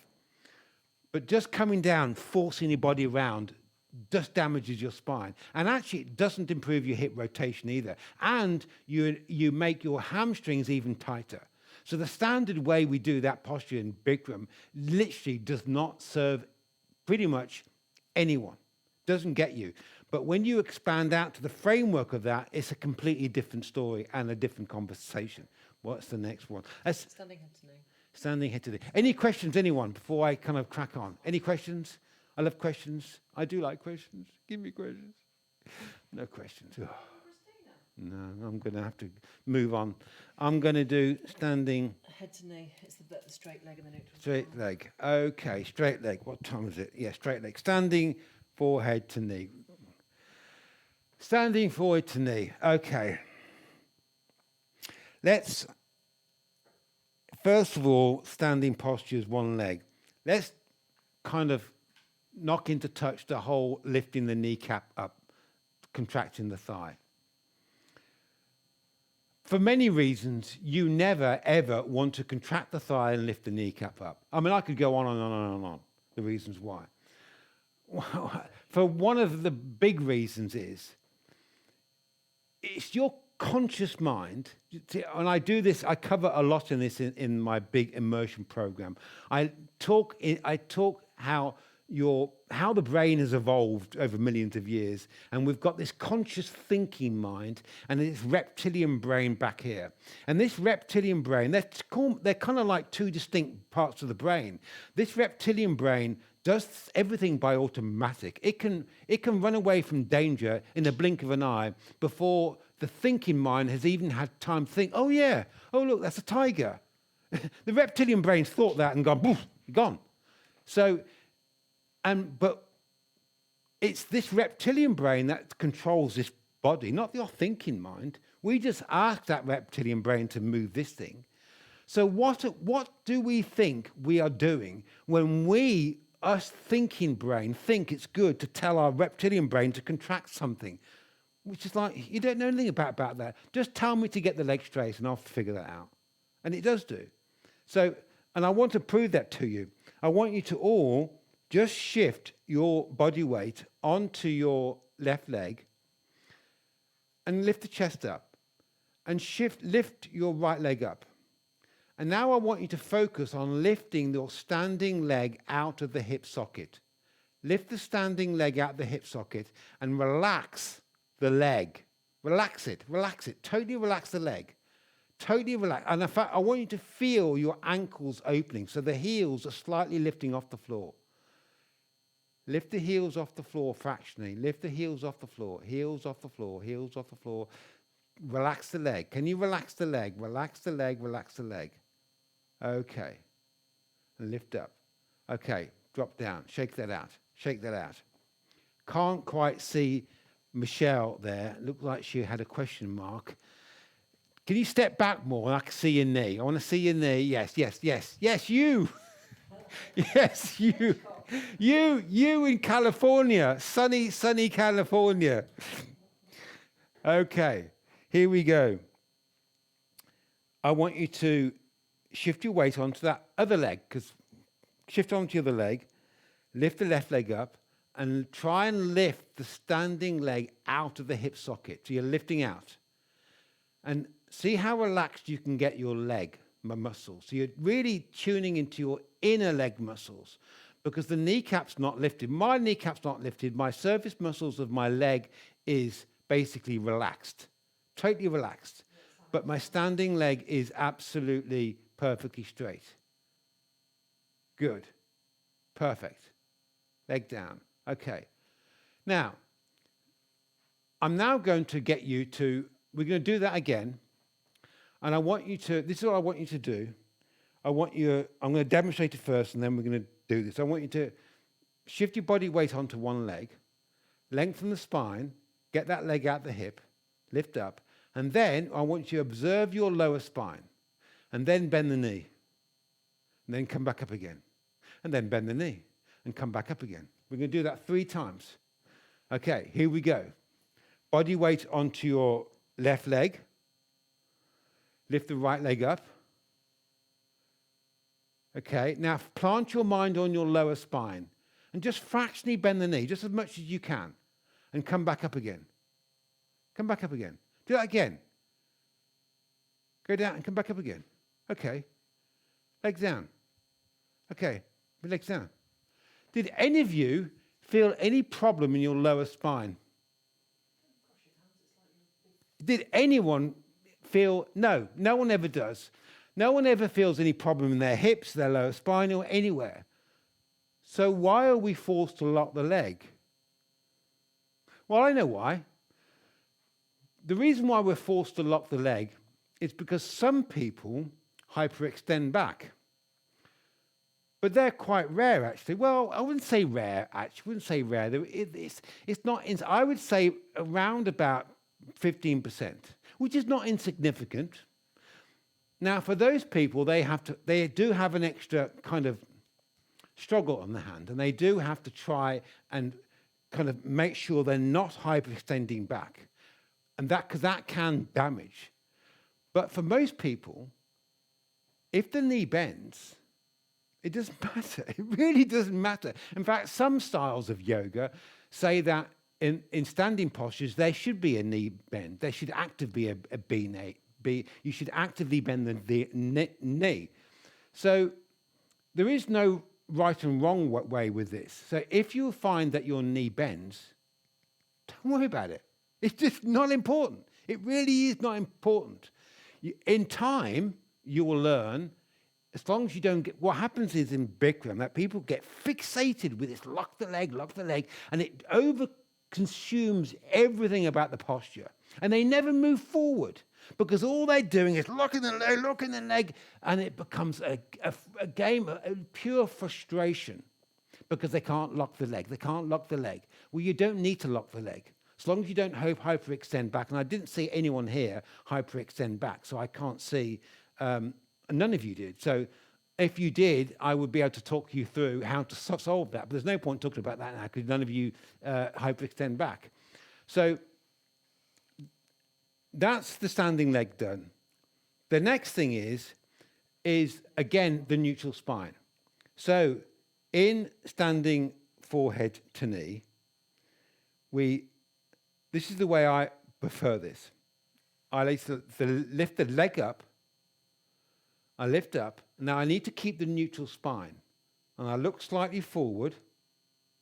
And then, looking forward, I grab the foot, trying to keep a neutral spine. Take the inhale, exhale, kick the leg out. That's the approach, because you're putting very little compression on that spine. None whatsoever, in fact, because you're maintaining a neutral spine the whole way throughout the whole process.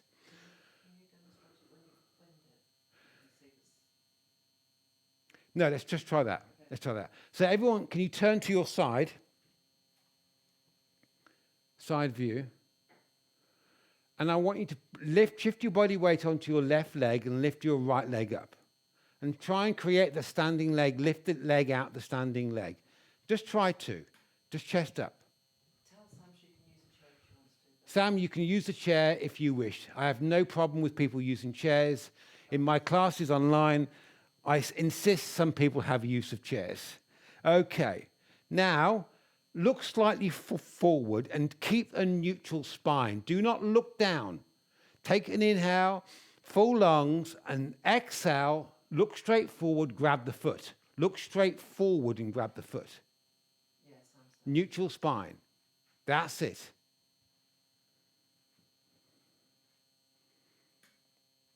Good. Perfect. That's good. And change. Good. Okay. So I'm just that again. I'm just observing a few people here. I'm going to do that one more time on the other side, but I just want to explain it one more time. I want you to, can you see? Yeah, here. This is about this height for me, this here, and here's a candle here, and I'm going to look about there. So it's about kind of slightly below chest height. That's where I'm going to look. I'm going to look straight there. I'm not going to change my gaze. That's the look. I'm looking straight there. I'm not looking up. I'm not looking down. I'm looking straight there. And I'm just going to, also, when I grab the foot, I've got a hip hinge. Again, we've done hip hinge here. That's why I did that one first, hip hinge. I'm going to lift the leg up. I'm going to pure hip hinge, maintaining that neutral spine to the best I can. Now, I know in reality, I can't quite keep a neutral spine, but that's what my intention is. And that's the key. It's all down to the intention. So this is me. Body weight, lift up, look straight forward. Take the inhale, exhale, hip hinge. See the hitch here, hip hinge. Grab the foot. Okay, this hip hinge. So for when you are up here too much, you need to have that slight hip hinge. Okay, here we go. Everybody, side view. Shift your body weight onto your right leg. Let's do the other side now. Okay. Look straight forward. Take the inhale. Exhale, pure hip hinge, looking forward. Hip hinge, hip hinge. Grab the foot, hip hinge. Yes, there you go. When you have it, hold it there, Win. Do not move anymore. That's it. Perfect. Excellent. And change. Good. That's good. Okay. Good. So I'm going to correct a few things now. And again, it's to do with this bent leg. And because it's classic, and I'm so glad that those of you who, because it's classic when you kick out the standing leg bends. And what often happens is that as soon as the knee bends, because we're told we've got to lock the leg, we instantly bring our whole mind back to locking the leg, and the whole posture goes to pot. And in reality, you don't need to at all. You just focus. I'm glad that none of you did that. You accepted the knee bend. But the best way to correct a knee bend, if you want to correct it, is to literally drive the bum back. It's not force the leg straight, because that's not good. You literally drive the bum back up, and the leg comes out of the hip socket. Because don't forget, we were trying to open out to the framework. So it's almost like, I mean, actually, this is one thing I got everyone to do in class the other week, because this came up in class the other week. I said, all right, everybody, grab the foot, and they all grabbed the foot. Take the inhale. Exhale, kick the leg out. Okay, now everybody bend the knee, and back up again, and bend the knee, and back up again, and bend the knee, and back up again. It's a good exercise to do. It's a good exercise to do, because once you learn how to control that process, because sometimes the knee does bend, but if you've learned how to control it, it makes it easy. It really does. So I like to encourage, I do that in class quite a bit now. Anyway, so actually, this is really targeted at Win, because I'm sure he could have got his leg straight if he'd had the conversation with his brain that can take place. And that's what I'm trying to do. Okay, so let's do the other side. Body weight on your right leg, and lift your left leg up. Get the left leg up. Okay, neutral spine again, chest up, look straight forward. Take the inhale. On the exhale, hip hinge, and grab the foot. Keep the chest up. There you go. Perfect. Excellent. Good. Now, take an inhale, and on an exhale, lift the leg up and get it straight as you can take it. Good. Don't force it. Don't force it straight. Good. Perfect. Now, everybody, give it a go. Don't force the leg straight. Wherever your leg is, do not go anymore.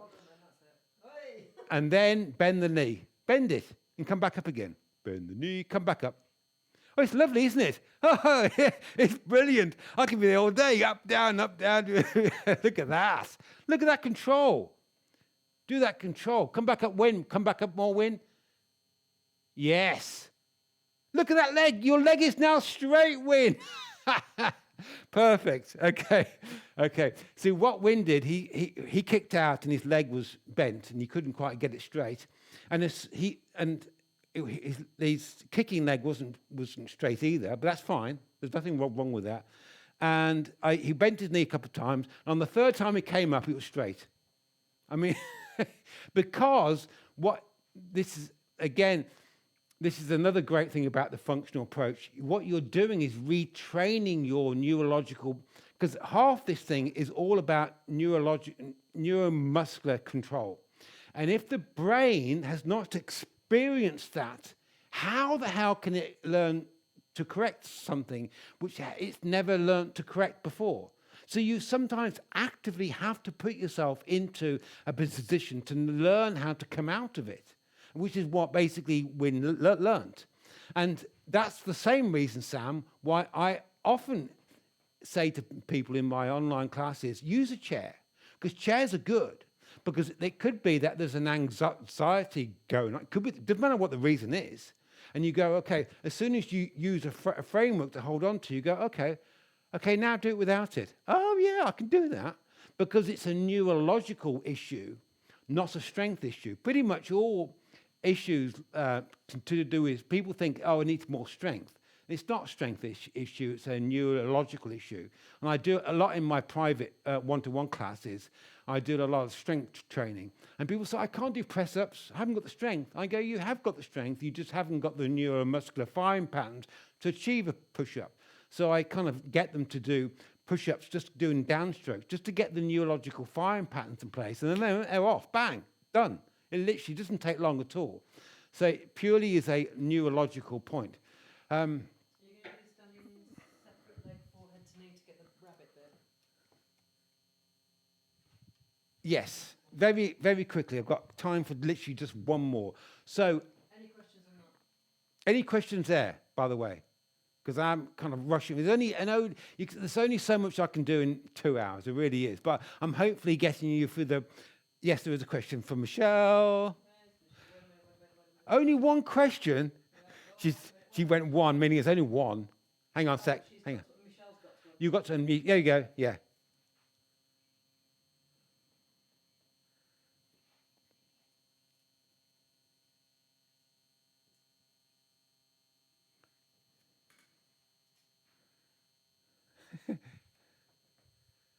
Yes. Yeah. Join the club.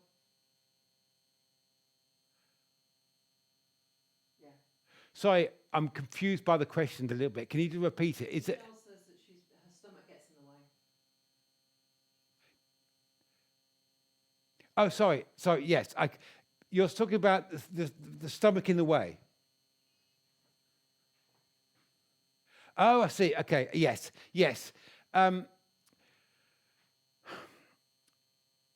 You're going to find that the one massive, there's huge benefits to this approach. When you learn to stop this game of compressing into things, that will slowly melt away. Because when you learn to open out to frameworks, you increase your proprioception. Don't forget, you've got fascia that runs throughout your whole body, including the brain. And fascia holds most of your proprioception. So that is how your brain listens to what your body's up to. So the more you can expand out, the more those type of issues will go away, because you've increasing. Just purely, they've done one research where, because obviously to do with your chemical makeup, if you feel low and you feel there's one research where they literally get people to stand like this, feet apart. It's called the power pose. Stand there for 2 minutes, and neurologically and chemically, your whole chemical suit will change. You'll feel more. You'll feel more positive, more powerful, and any negative energy in your body will go away. And all the research is clear on this. But that's an outward expressive emotion. And I'm saying in this functional approach, you do the same thing. I'm not getting into anything. I don't get into standing bow. I expand out to it. I don't get into any posture. I expand out to it. And you're going to find your hormonal makeup will shift in a quite profound way. That has been my experience. So I hope that answers that question. So the standing separate head to left knee. So basically, I've talked about this giant magnet where your mind is. So on half moon, it's here, pulling you to the side. And in back bends, in here, it's the same as in camel. So in rabbit and in standing separate leg, head to knee pose, the magnet's behind you. We are, again, this is another one, Michelle, for you. We're told to round down, compress into the stomach, compress in. That's wrong. That's not going to serve you one iota. Your mind's eye is external. Your mind's eye in all these postures in a functional approach is not internal. Like with half moon, I'm coming down. My mind's internal, it's here. I'm saying it's external. Wherever in every posture, your mind's eye should be outside of you and not inside of you. Because it's not going to, a lot of styles, especially yin, yin is very internal based, when it should be outward based. It's how the body moves. It's how we love to experience life. We love to be dynamic. We love to be active. It's the body needs to be open, not inward looking. So the same with this posture. You bring your arms up. I'm saying get the magnet behind, get your energy behind you as you arch, pull open. Do not place your mind in front of you. You don't want it there at all. You want it external. And you're going to feel so much more empowered by this. So let's give this a go. Everybody come to your mat, feet together, palms out, arms over your head. Now, again, you want to pre-open the spine. Just relax everything. Relax the glutes. Relax the back muscles. Can you find the length in your spine? Pull the spine open. Relaxing the glutes and the back muscles. Okay. Right foot steps out. And now pick up the toes and turn on your heels so the hips are square. Okay. Good. Now, throat choked. Now, instantly plant your mind behind you and imagine there's a giant magnet and it's driving your shoulders behind you. Literally drive the shoulders back, drive them back, keep the mind behind you, and then start to round down and bend that right knee and round down. And the moment you can, pull the middle spine. That magnet's driving your middle spine up to keep the mind behind you. Round down. And then when you round down, the magnet gets hold of that right hip socket and it's driving your right bum out of the hip socket. Drive that bum out of the hip socket. Keep the mind's eye behind you. And expand the spine up to the ceiling. Expand up. Expand up. Change. Come up. Yeah, yes. Shake that out. I need to speak to Michelle. Michelle, I need a word with you. Click your button, click your microphone, your la la la la la thing. How was that? That must have been different.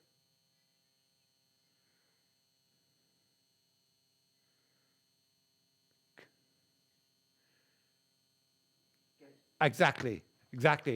I had a feeling, given what you just said about your issue, that you came up with that question at the right time. Perfect timing. So after this workshop, what to do? Well, you can join me for my online classes, which I do every twice a week. You can join me for, I do one-to-one privates. In fact, I'm doing some with Mark. I'm glad, Mark, I'm so glad you came to this workshop because we can crack on getting into the meat of it all. Because now this is really good stuff for you to learn. So I'm so glad. So you can do a private one-to-one with me. But the real kind of key course is I do an immersion program, which is I go into all the postures in detail.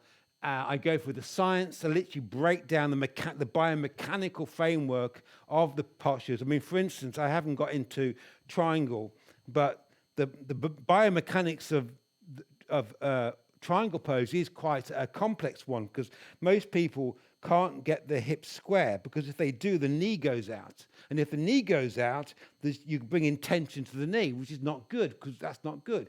So you have to bring this left hip forward and down. But now I've brought, my hip is facing that way, so I need an upper spine twist more. So there's lots of kind of biomechanical intricacies I go heavily into in the immersion program, and the science. I go for all the science and lots of proprioception drills and how the brain works. I go into the history of the brain, how that connects, how we talk to our body, what mind-body connection really means, and how we talk to the body and all that lot. That's the full-blown program. I am actually off. There's one coming up. Is there one coming up soon? Yeah, October, and you got everybody. I think I'm going to offer everybody you on this program at half price. Half price. That's good. Yeah. So join me. not doing it again. So join me for my next immersion program. You're going to get a special deal on that. So I look forward to seeing you. But please, any questions from you? I need some questions.